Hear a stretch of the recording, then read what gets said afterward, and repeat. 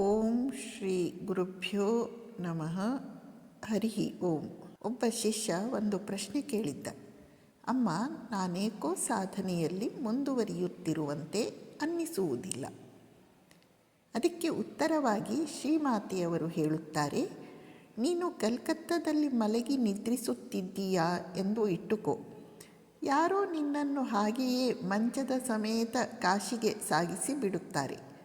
ಆಗ ನೀನು ಕಾಶಿಗೆ ಹೋಗುತ್ತಿದ್ದೀಯಾ ಎಂದು ನಿನಗೆ ಗೊತ್ತಾಗುವುದೇನು? ಎಚ್ಚರವಾದ ಮೇಲೆ ಎಲ್ಲಿದ್ದೀಯಾ ಎಂಬುದನ್ನು ಕಂಡು ನಿನಗೇ ಆಶ್ಚರ್ಯವಾಗುತ್ತದೆ. ಪ್ರಶ್ನೆಯ ಅರ್ಥ ಏನು? ನಾವು ಸಾಧನೆಯನ್ನು ಮಾಡುತ್ತಾ ಇದ್ದರೂ ಸಾಧನೆಯಲ್ಲಿ ಮುಂದುವರಿಯುತ್ತಿದ್ದೇವೆ ಎಂದು ಗೊತ್ತಾಗುತ್ತಿಲ್ಲ. ಶ್ರೀಮಾತೆಯವರ ಉತ್ತರ ಏನು? ನಿಜ, ಅದು ತಕ್ಷಣ ಗೊತ್ತಾಗುವುದಿಲ್ಲ. ಆದರೆ ಸಕಾಲದಲ್ಲಿ ಮುಂದೆ ಯಾವಾಗ ನಾವು ಎಚ್ಚರವಾಗುತ್ತೇವಲ್ಲ, ಆಗ ನಾವು ಸಾಧನೆ ಮಾಡುವುದಕ್ಕೆ ಮುನ್ನ ಎಲ್ಲಿದ್ದೆವು, ಸಾಧನೆ ಮುಗಿಯುವ ವೇಳೆಗೆ ಎಲ್ಲಿದ್ದೇವೆ ಎಂಬುದು ಅರ್ಥವಾಗುತ್ತದೆ.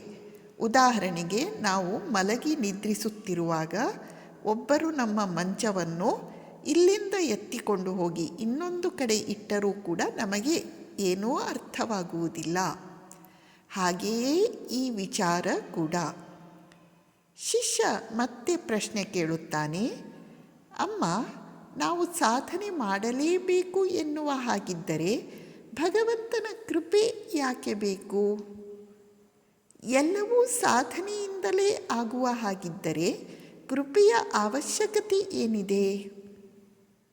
ಶ್ರೀಮಾತೆಯವರು ಉತ್ತರಿಸುತ್ತಾರೆ, ಅಲ್ಲಪ್ಪ, ಮೀನು ಹಿಡಿಯಬೇಕಾದರೆ ಗಾಳ ಹಿಡಿದುಕೊಂಡು ಕುಳಿತಿರಬೇಡವೇ?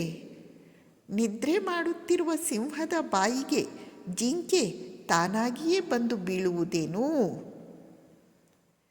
ಪ್ರಶ್ನೆಯ ಅರ್ಥ ಏನು? ಶಿಷ್ಯ ಶ್ರೀಮಾತೆಯವರು ಸಾಧನೆ ಮಾಡಬೇಕು ಅಂತ ಹೇಳಿದ್ದನ್ನು ಕೇಳಿ, ಸಾಧನೆ ಮಾಡುವ ಹಾಗಿದ್ದರೆ ಕೃಪೆ ಯಾಕೆ ಬೇಕು?